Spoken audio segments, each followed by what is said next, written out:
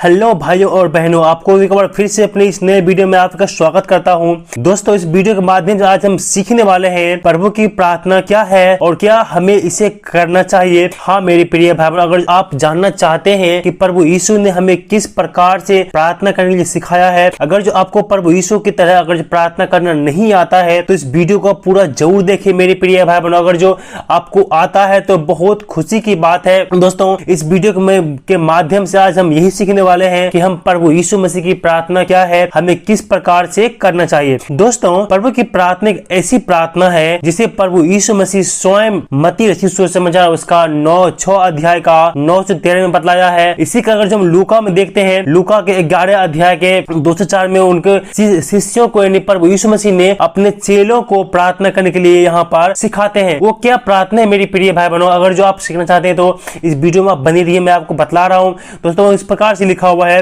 प्रभु यीशु मसीह ने अपने चेलों को इस प्रकार से प्रार्थना करने के लिए सिखाते हैं।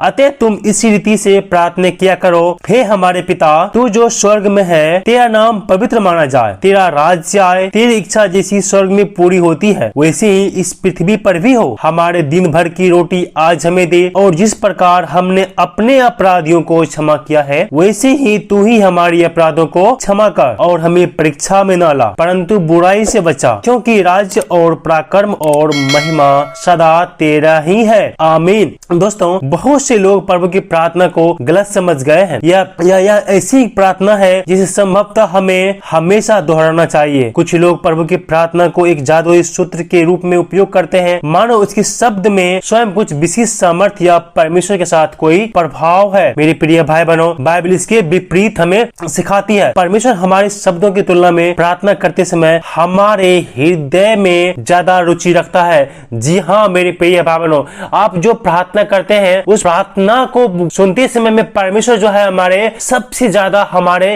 और आपके हृदय को देखता है। मेरे प्रिय हृदय में रुचि रखता है कि कैसा हृदय से हम प्रार्थना करते हैं। तो मेरे प्रिय भाई बहनों, परंतु जब प्रार्थना परमेश्वर का वचन कहता है जब तू प्रार्थना करे तो अपनी कोठरी में जा, अपनी कोठरी में जा। ये वचन प्रभु यीशु मसीह ने स्वयं अपने शिष्यों को सिखाया है।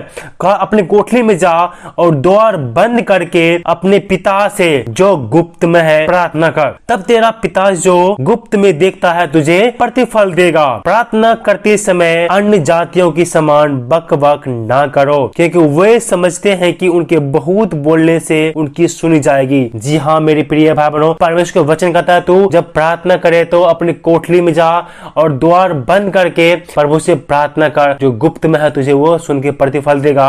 और अन्य जातियों की तरह तू प्रार्थना में ज्यादा बक बक मत करो, क्योंकि लोग समझते हैं कि हम ज्यादा प्रार्थना बोलेंगे, ज्यादा देर तक प्रार्थना करेंगे तो परमेश्वर हमारी प्रार्थना को ज्यादा सुनेगा। ऐसा बिल्कुल भी नहीं है मेरे प्रिय भाई बहन। परमेश्वर आपके मन को, आपको हृदय को देखता है कि आप कैसा हृदय भाव से उनसे आप विनती प्रार्थना करते हैं। मेरे प्रिय भाई बहनों, आप मत्ती के 6 अध्याय से 7 जब पढ़ते हैं उनके अनुसार भी हमें हृदय अपने प्रार्थना के द्वारा परमेश्वर के आगे में उड़ेलना है। प्रार्थना हमें परमेश्वर के आगे अपने हृदय को उड़ेलना है। हाँ मेरे प्रिय, जब आप फिलिपियों के पत्री उसका 4 अध्याय का 6 से 7 पढ़ेंगे तो उनके अनुसार हम देखते हैं तो प्रार्थना न केवल परमेश्वर के सामने शब्दों को दोहराना है। मेरे प्रिय भाई बहनों, प्रार्थना की जब प्रभु की प्रार्थना एक उदाहरण, एक नमूने के रूप में नहीं समझना चाहिए कि जैसे प्रार्थना की जाती है। यह हमें उन तथ्यों को सिखाती है जो प्रार्थना में हमें याद रखना चाहिए। मेरी प्रिय भाई बहनों, यहाँ पर उसके वाक्य को आप देख लीजिए,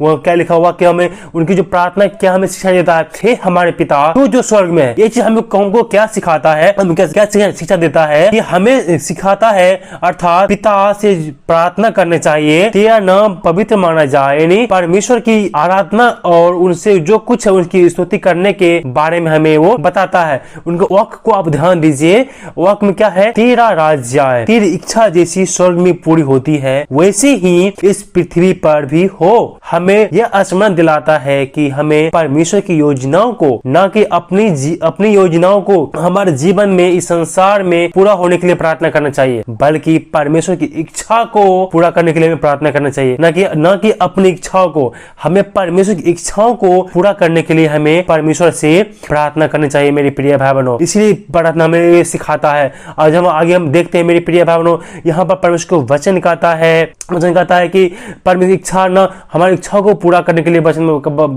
में हमें बतलाता है। हमें उत्साहित किया जाता है कि हमें परमेश्वर से उन वस्तुओं की मांग करनी चाहिए जिसकी आवश्यकता हमें होती है। यहाँ आगे हम उसमें क्या लिखा हुआ है, हमारे दिन भर की रोटी आज हमें दे। जिस प्रकार हमने अपने अपराधियों को क्षमा किया है, वैसे ही तू भी हमारी अपराधों को क्षमा कर। और हमें ये वचन स्मरण दिलाता है कि हमें परमेश्वर के सामने अपने पापों को अंगीकार करना और उसे मुड़ना चाहिए मेरे प्रिय भाई बहनों, और दूसरों को भी क्षमा कर देना चाहिए जैसे परमेश्वर ने हमारे अपराध को क्षमा किया है। प्रभु की इस प्रार्थना का सार यह है मेरे प्रिय भाई बहनों कि और हमें परीक्षा में न ला परंतु बुराई से बचा। सहायता के लिए ऐसी पुकार है जिसमें पाप के ऊपर विजय प्राप्त की जाती है और बुराई के आक्रमणों से सुरक्षा के लिए एक विनती है मेरे प्रिय भाई बहनों।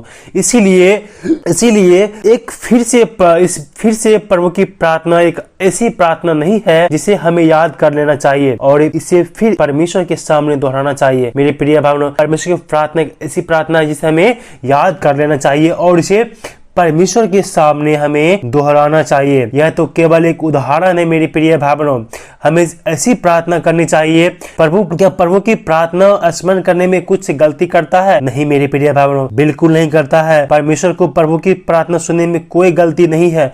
यदि आपका हृदय में और आप जिन शब्दों को बोल रहे हैं उन्हें पूर्ण सच्चाई में और सामर्थ्य से बोल रहे हैं तो इनमें कुछ भी गलत नहीं है। याद रखें, प्रार्थना में परमेश्वर आपके साथ हो रहे बर्ताव और बात को और आपके हृदय में के लिए निकले हुए शब्द में रुचि रखता है। जो आप प्रार्थना में बात करते हैं, आपके हृदय से, आपके मुख से जो शब्द निकलते हैं ना, उस पर रुचि करते हैं। आपके हृदय कैसा है मेरे प्रिय भाइयों, इसकी अपेक्षा हम किसी विशेष शब्दों का उपयोग जब फिलिपियों के पत्री उसका 4 अध्याय का 6 और 7 घोषणा करता है मेरे प्रिय भाइयों, हमें किसी भी बात की चिंता मत करो, हर एक बात में तुम्हारे निवेदन, प्रार्थना, विनती के द्वारा धन्यवाद के साथ परमेश्वर के सम्मुख उपस्थित किए जाए। तब परमेश्वर की शांति जो सारी समझ से परे है तुम्हारे हृदय और तुम्हारे विचारों को मसीह यीशु में सुरक्षित करेगी मेरे प्रिय भाई बहनों।